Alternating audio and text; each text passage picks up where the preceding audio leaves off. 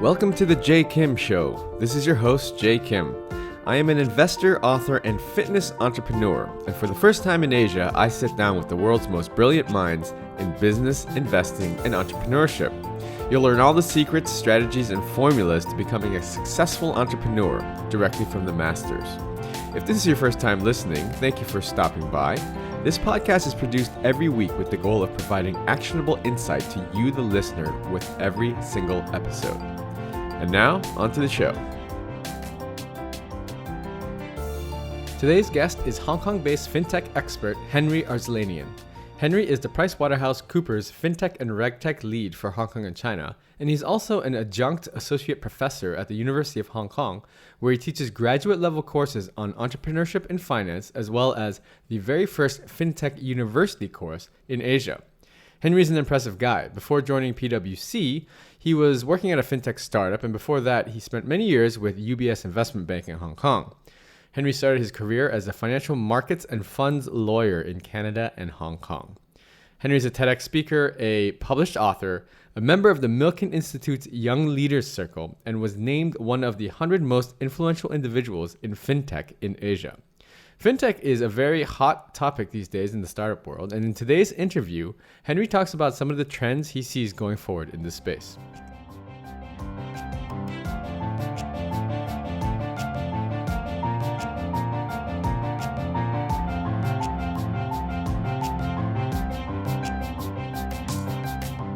Henri, thank you so much for joining us today on the show. We have a very exciting week coming up here for the Start Me Up Hong Kong 2017 festival. And again, we appreciate your time. So for our audience that perhaps hasn't heard of you, you're obviously quite well known here within the Hong Kong ecosystem and community. But for our audience perhaps outside listening in from Southeast Asia, from overseas, please give us a little bit of a rundown. What do you do for a living? And just give us some background, please. Absolutely. Well, Jay, thanks for having me. Very excited to be here. Also very excited for the week ahead in Hong Kong as well, with the Asian from the AFF to the Start Me Up week. It's going to be quite an exciting week. So my name is Henri Arslanian, really, and I guess my passion is really the future of the banking and legal industries.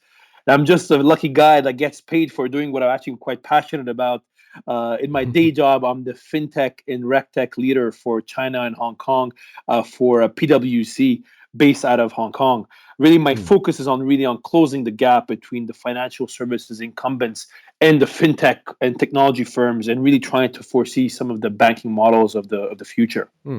Very interesting. So maybe you can just run us through. A lot of the entrepreneurs and thought leaders that I have on the show, I like to just get a little bit of background of how they got to where they are in their career, because I think that people always like to enjoy to hear a little bit about the personal background, and what sort of led them down this path to success, if you will. Sure, Jay, happy to share. My background, I'm actually from Montreal, Canada, so the French-speaking part of Canada. And I'm a lawyer by background. So I actually started my career as a financial markets and a corporate lawyer in Canada. And then about 10 years ago, I moved to China. So I moved to Beijing, learned Chinese, and I did this master's in Chinese law at Tsinghua University. Wow. And then it was really one of my first, that's how it really brought me to Asia, if you want, Jay. Subsequently, I came to Hong Kong, was working as a financial markets, regulatory, and funds lawyer. Before making the move to banking. Then I joined UBS, and I had really some beautiful years at UBS, where I was part of the investment bank, really covering the hedge fund industry in Hong Kong. Really what happened was, I would say, with FinTech, if you want, was about, I would say, maybe 3 years ago, a bit more, 3-4 years ago, I really started getting into FinTech and following what was the early days, if you want, of FinTech, what was happening globally. Right. And I still remember when it really started in Hong Kong. I used to organize in the very early days, I used to organize some of the first FinTech dinners in Hong Kong. And I kid you not, Jay, I couldn't even get 8 or 10 people together to discuss FinTech. So it's quite incredible how things have changed since then. But I started being very involved. I'm also, one of the things I do, part of my job at PwC, I'm an adjunct associate professor at the University of Hong Kong, where I teach courses on entrepreneurship and finance. So I started also teaching the first FinTech university course in Asia, a 36-hour course on FinTech. So I started really getting into FinTech and teaching it. And for me, the day I realized I have to leave banking was that I was starting to take annual leave to go to FinTech conferences. And for me, that was a time I think it was time to leave the bank and join a fintech startup. Then I afterwards recently joined the PwC in my current role, which is really where I try to really become the bridge between the startup and the banking world by connecting the financial institutions with the latest fintech, regtech, insurtech startup innovations. And this really allows not only financial institutions to use this latest innovation to reduce costs or enhance their offering, but in many cases, actually, to transform their businesses for the better. Mm. So I think that's quite a very interesting role that I have right now. I'm quite grateful for it as well. Wow, what a ride you've had. So it's interesting. So you were saying how several years ago you couldn't even pull together five, six, seven, eight people to a fintech dinner, and now fintech seems to be it's just the hottest thing. It's the buzz everywhere. I mean, I don't think I go 2 weeks without seeing some sort of event in the city or in the region regarding fintech. So why don't we just take a step back? You obviously have a banking background, and that perhaps helped usher your way into fintech. So for our listeners who perhaps haven't been exposed to fintech in the past, what exactly is fintech from a very high level? Maybe just very basically, what is Absolutely. fintech and how has fintech evolved from when you started following it at the very beginning to now? Absolutely, Jay. Fintech, if you want, is short for financial technology.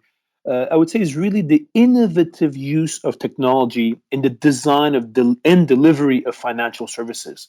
And it's really transforming finance through a broad range of uses and technologies from anything from peer to peer lending, artificial intelligence, blockchain, big data, crowdfunding, digital payments, and robo advisors, just to name a few. Mm. The thing that's important for the audience to understand, especially our listeners who are not really familiar with fintech, is that historically, as the technology was evolving, the financial services industry was relatively quick to adapt these new innovations and integrate them in their business in order to better serve customers.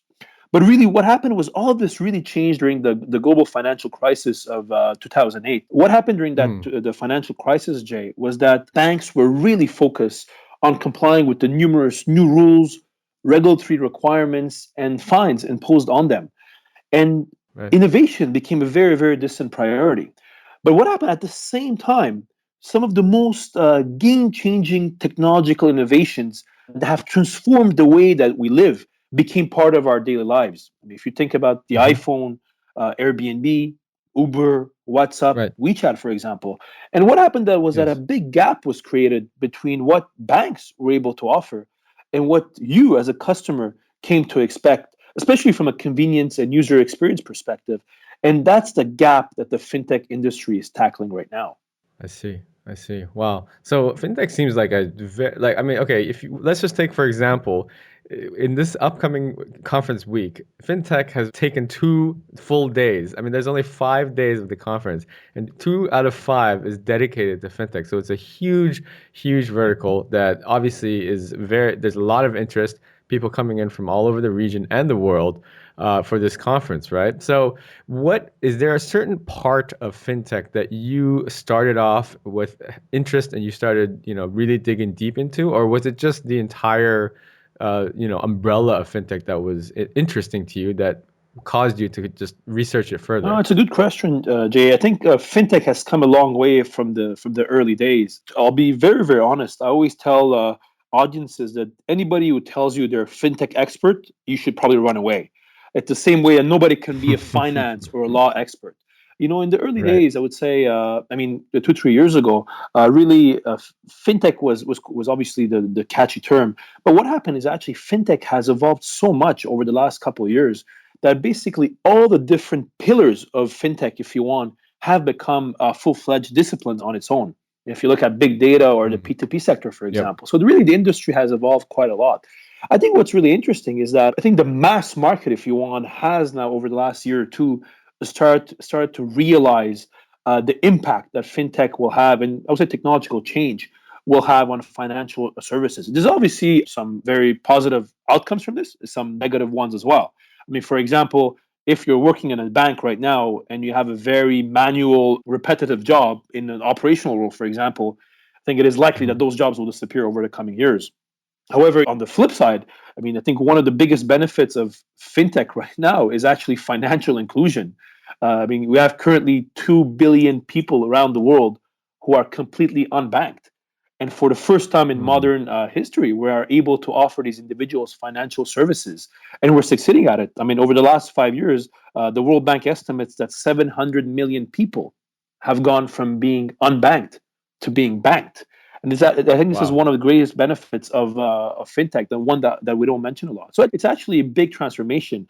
To be honest, the fintech revolution, if we can call it like this, is Mhm. happening way, way, way quicker than I actually expected it. I can tell you very honestly, Jay, if you tell me what's going to happen in fintech in 6 months, in 1 year, I absolutely have no idea. I have pretty much, I can give you high level guidance, but it's very, very, the industry is moving so quickly that it's actually quite impressive. Right. Yeah. I mean, it's very exciting times right now. As you said, with the banking shift to online. I read an article just recently about sort of the state of basically the article was saying between the years of 2016 and 2020, there's an estimated 3 to 5 billion people that will be online that previously were not. Obviously, majority is going to come from this region, India, China, right? So we are sitting basically at the forefront, the front seats, if you will, of this shift, this transformation. Absolutely. And so it's very exciting. So, you mentioned that you're sort of a general thought leader in the space. You're obviously you're well known within the circles here in Hong Kong.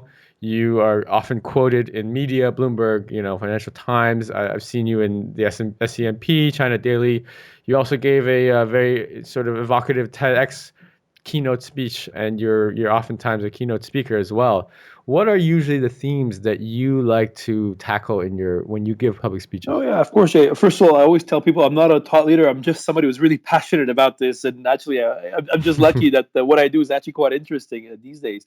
I guess the topics vary quite a lot on what people want to hear. There's always trends in the fintech world. I Hmm. would say, I mean, we've over the last couple of years. I mean, we from blockchain was at one point a big thematic. Artificial intelligence was a big one. Big data was one. I would say the early days, 3 4 years ago, was probably more on P2P and what we used to call at the time internet finance. I would say some of the new trends that I'm really really seeing Hmm. come at the forefront right now. Probably the one that I'm the most, I think, is the most promising for the next year to come is really RegTech, which is regulatory technology, which is basically the Mm. use of some of the new technologies to really address some of the regulatory and compliance burdens, not only more effectively, but also more efficiently. And this is really driven by a lot of the big banks who are trying to really not only reduce costs, but actually try to transform certain parts of their business in a way that actually is more efficient and actually can give clients also a better user experience as well. If you think from anything from being onboarded with a bank, from KYC or AML, which is Hmm. anti-money laundering regulations, Hmm. to anything from more monitoring of staff, conduct monitoring. There's a lot of the different areas that are very, very costly actually for banks that we finally have the technology to actually address these in an efficient and effective way. That's very interesting. I mean, I have a financial background as well, and so as I see the shift happen, you mentioned that data point in 2008 and thereafter, when regulatory was all of a sudden very much more important and in the spotlight, and you have this shift of basically a lot of processes that are being consolidated, a lot of the workforce in financial industries services are being consolidated.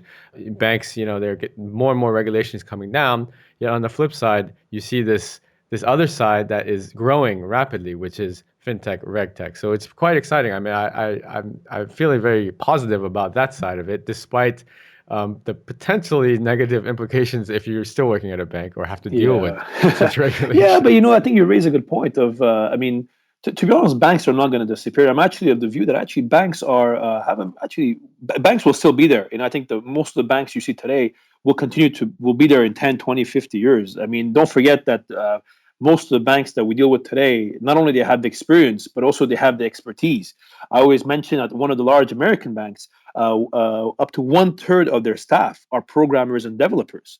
So a lot of the banks are actually quite advanced when it comes to let's say wanting to transform themselves. There's obviously a lot of issues, and it's actually quite difficult to transform a large organization and try to adapt. I mean, one of them is legacy systems. A lot of banks have systems that have been there for 10, 15, 20 years, and it's actually quite difficult to change all the technology that in IT you have in place. But I think what's going to be really interesting is I don't think that bankers should be worried. I mean, yes, there will be a lot of banking jobs that will disappear. A great example is Citibank predicts that over the next 10 years, 30% of banking jobs, one banking job out of three, will disappear. Wow. Yes, some new jobs will be created in the fintech industry, but obviously these will be obviously smaller in numbers. But also the skill sets that will be required from bankers in the future will be very, very different from the bankers today.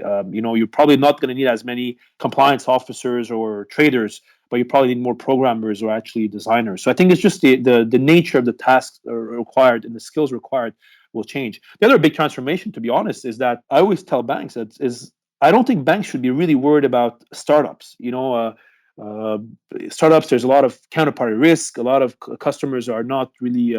There's still getting to know each other, if you want, with the startup world. I think that some of the biggest threats for banks today, especially on the retail side and the wealth management side, are probably large technology firms, the Facebook, the Amazons, the Tencents of this Right. world.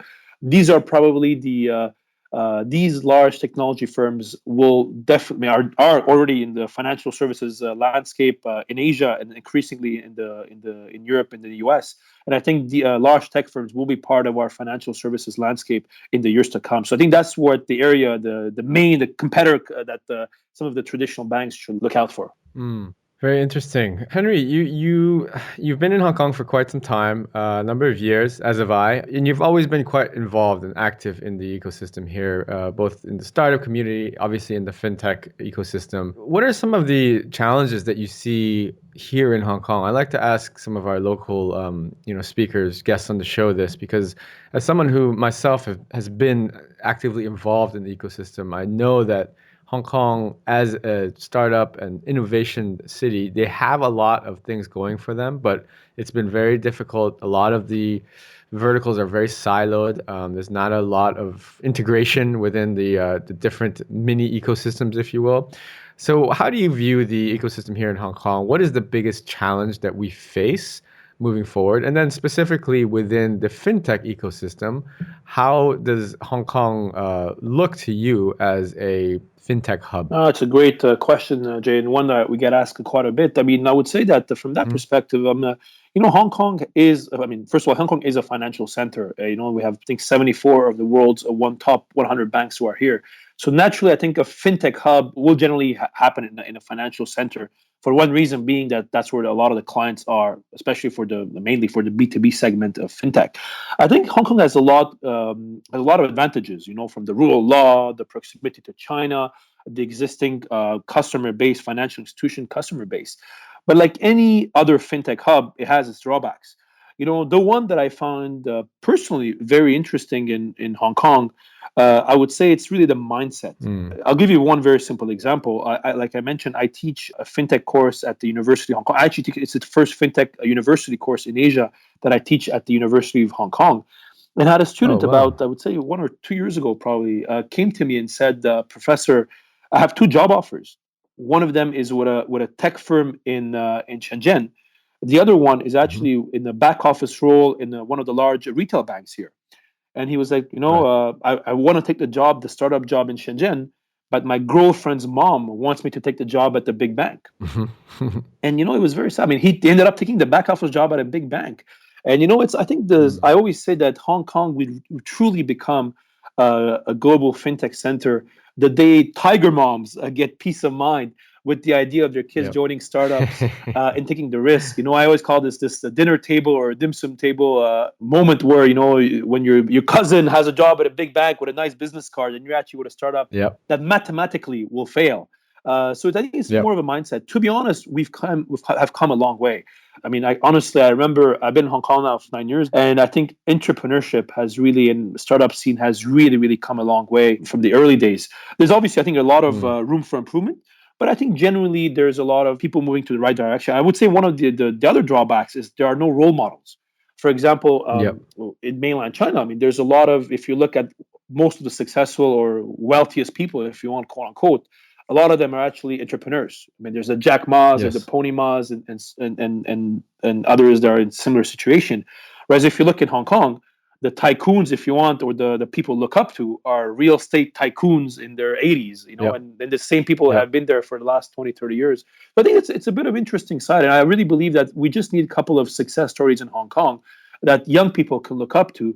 And that's going to actually be a major catalyst. But I think we're generally moving in Yeah. the right direction. But like always, there's always challenges ahead. There's always room for improvement. I absolutely agree with you on the success story. I mean, when I think about Hong Kong, and let's say just the category of startup investing, exactly as you said, the tycoons and the people that the public looks up to, and the investing public looks up to, are the people that have made money, maybe last generation, the generation before, and it's all real estate. It's either real estate that they're comfortable with, or playing the stock market, which could be just as, risky perhaps as early stage investing.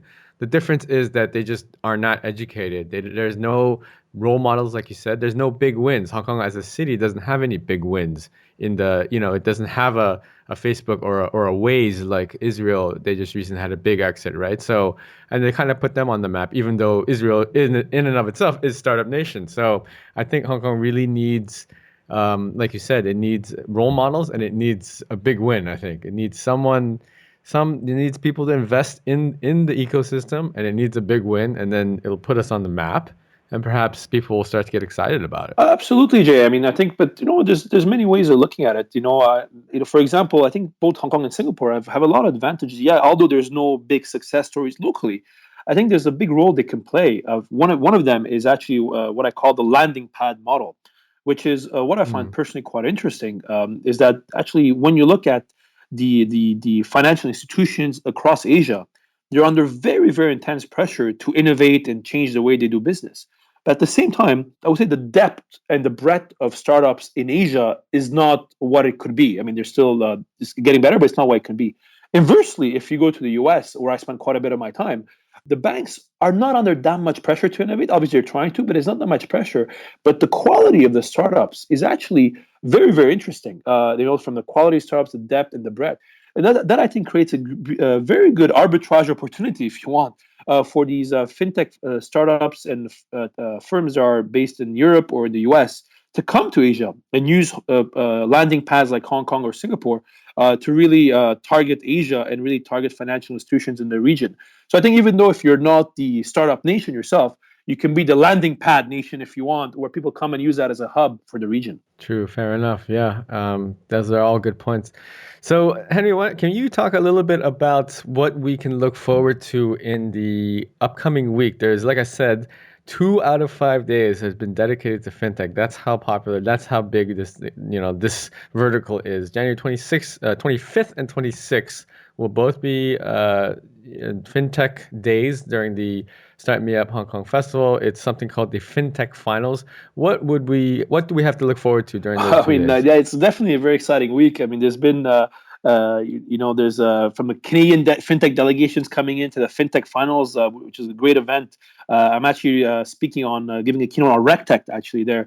There's quite a few conferences going on, including the AFF, which is probably one of the biggest conferences of the year. I think that there's obviously a lot of content at these events. There's a lot of interesting events. I think what's really interesting, though, what the audience can get the most value is actually connecting with some of the people coming to these events. Right. The fintech ecosystem, unlike some of the more traditional financial sectors, if you want, is actually a very friendly one. I always say it's a big community, it's a big family where there's generally people to help each other. They actually share knowledge with each other. And there's actually a lot of activity around there. So I'll give you one example. We're soon setting up the Hong Kong FinTech Association, which is really trying to be a kind of an industry association of the fintech community. And these are a lot of these initiatives that actually all start, and a lot of these are discussed at events like the one we have this week. So I'm very excited actually for the week again. It's going to be a very busy week, but definitely one that's going to be quite exciting. Yeah, I'm sure it's going to be busy for you.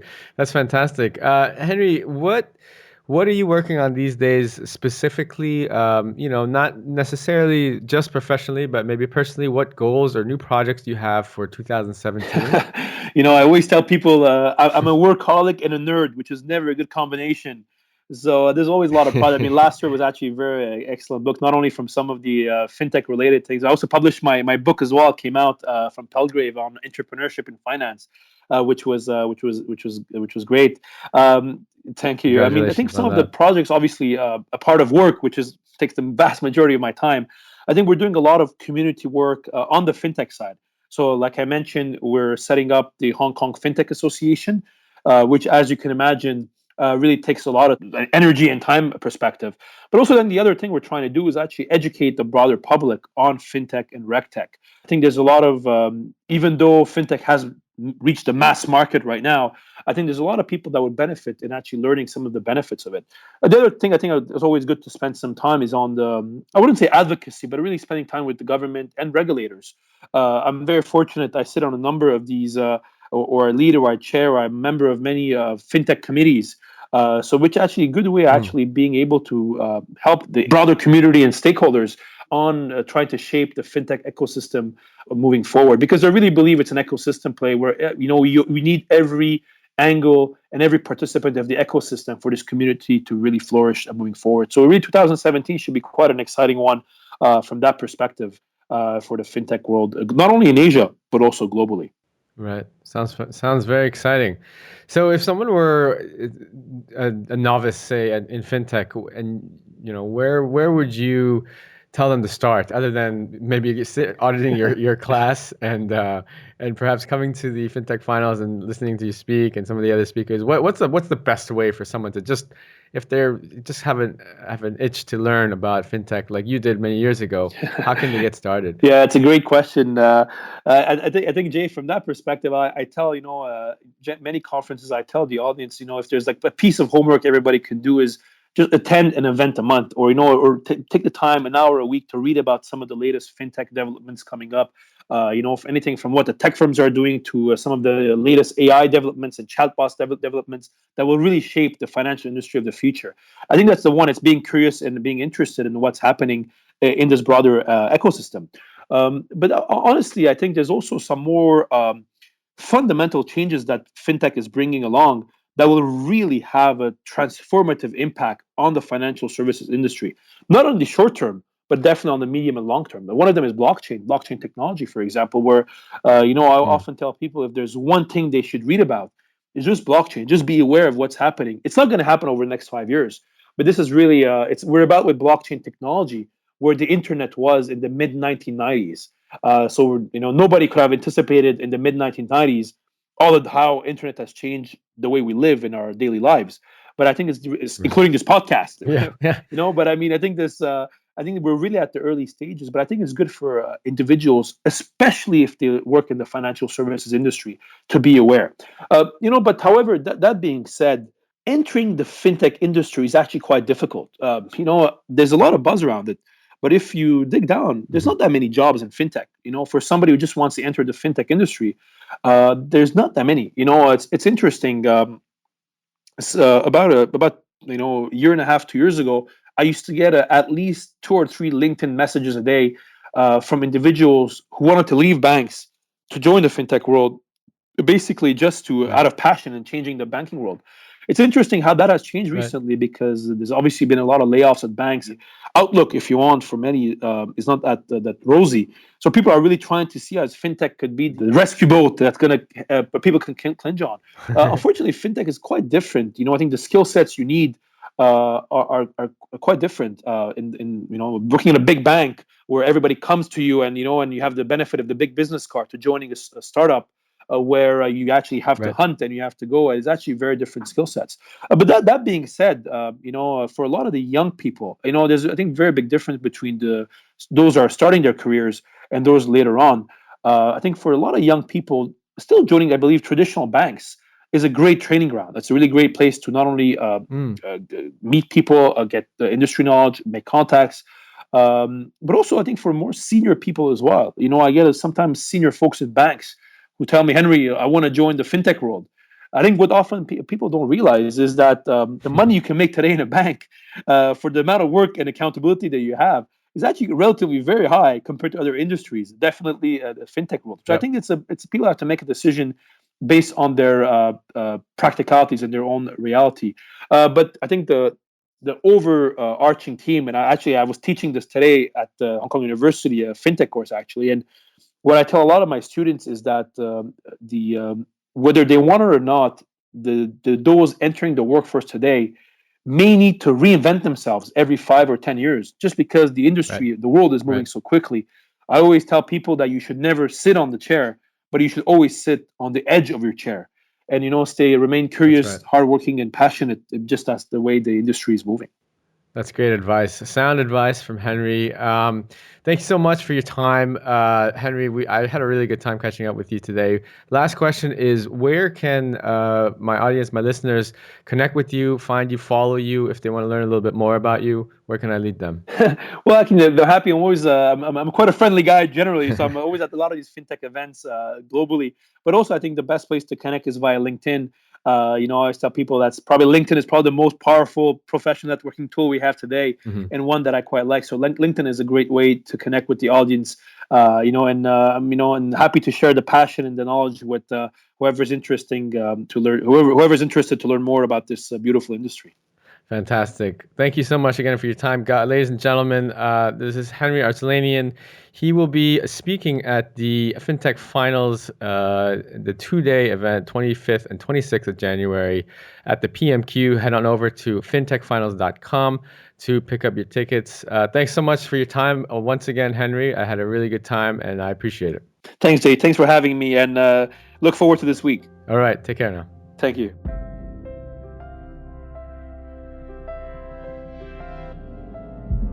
I hope you enjoyed today's episode.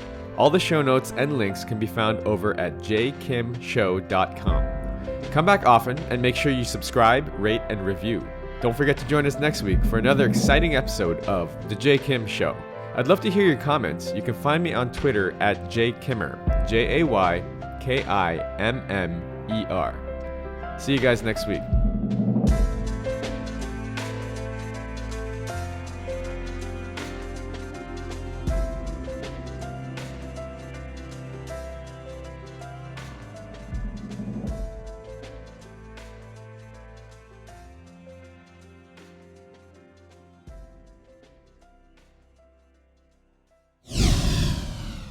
This podcast is brought to you by Hack Your Fitness, the high achiever's guide to getting ripped in under 3 hours a week. If you're anything like me, you're probably working a full-time job or jobs and trying to find time to balance family life, social life, and last but not least, fitness. Look, I get it. I'm a full-time investor and entrepreneur myself, and father of 2. So how am I able to stay fit year-round without spending hours and hours in the gym killing myself on the cardio machine? After struggling for the last 15 years trying every workout and diet under the sun, I finally designed a system that allows me to achieve and maintain single-digit body fat for life in under 3 hours a week. Cardio not required.